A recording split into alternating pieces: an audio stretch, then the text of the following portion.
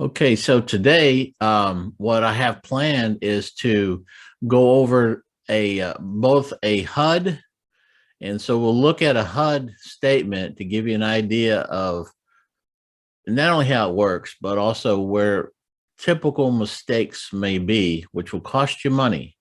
And it's rare these days.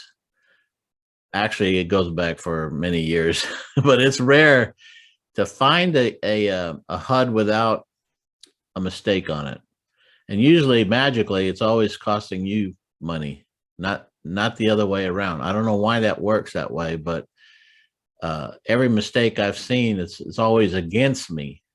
So that means it's going to be against you. So, the whole idea here is to understand the HUD enough to at least see the glaring mistakes when they're there. And it's not that hard. It really isn't. And I will say this: when you see a potential mistake or a flat out mistake, either way, right? Or even if you suspect something is wrong with a HUD, for some reason it doesn't make sense to you, because even in your mind you had, maybe you had some different numbers in mind that you should have been netting at closing, etc.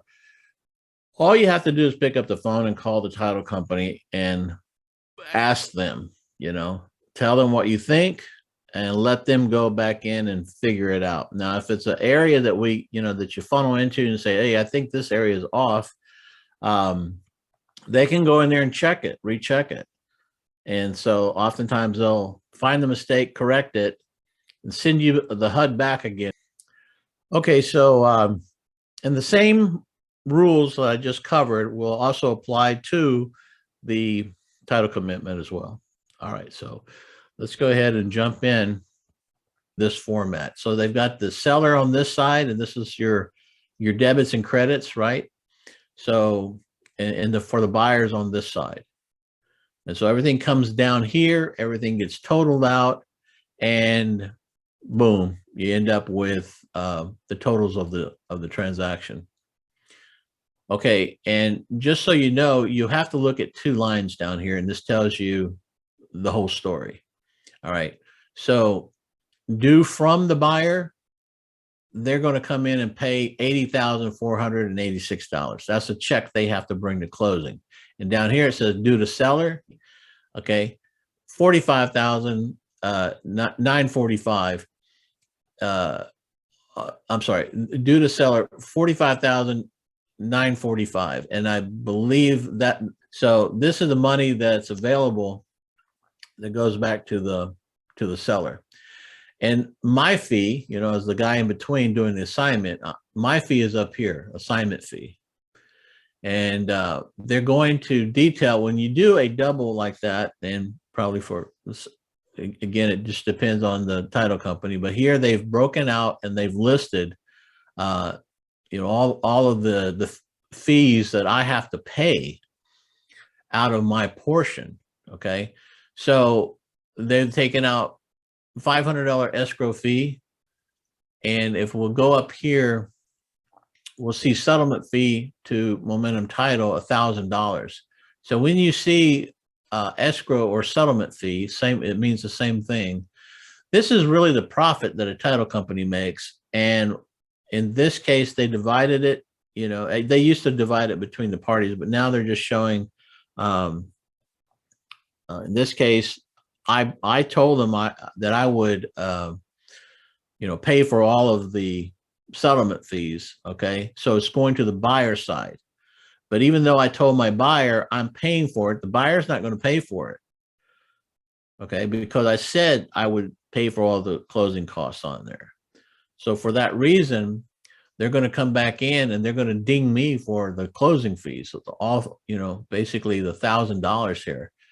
So, so I'm paying for that. I'm paying $100 for the warranty deed from the lawyer, and that's up here. Attorney fee, $100. And then all these HOA fees and back taxes. All right, so those are all in there because I've got to pay for all of them. Okay, so that's just all of this, which usually the buyer has to pay for.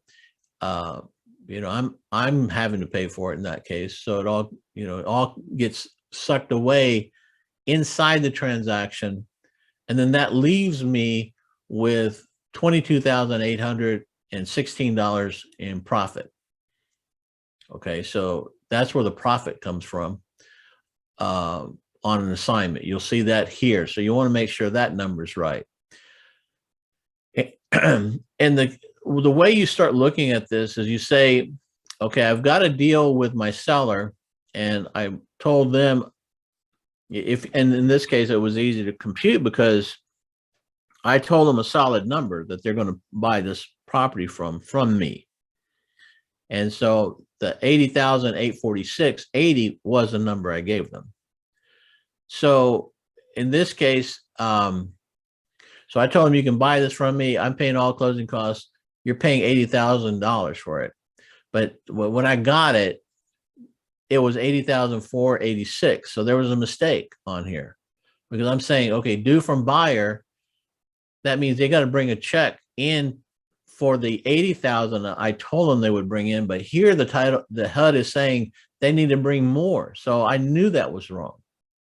Okay, so some number up here is wrong, and it most likely was right here, that escrow fee. So I'm sure they took this money and put it back over into the escrow fee, and that zeroed it out, and it took off $486 more off of this. So when I got my check, I got it for a little bit less, and I should have, because that was what I promised them. Okay, so this is how you kind of go about and look at finding mistakes. The